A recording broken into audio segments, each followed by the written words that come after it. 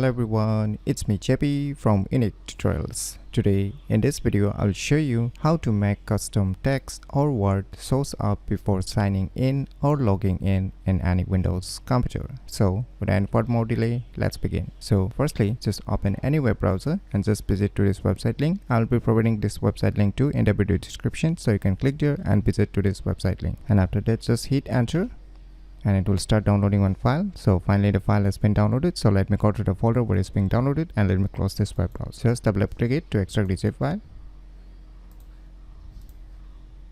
Let's just open the extracted folder.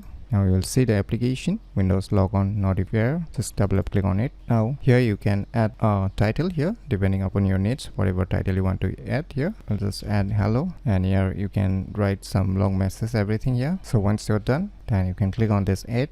Now you can see message added successfully. Now you can close it, and now place your mouse cursor on your Windows start menu icon and just right mouse click on it. Just select this shutdown or sign out, and now you need to sign out. So let us click on this sign out. So finally I have signed out my computer. Now just press enter. Now you can see here the custom text or words we have set is showing up before the login or sign in screen. So you can see now you need to click on this OK. Now you need to click on the sign in order to open up your desktop screen.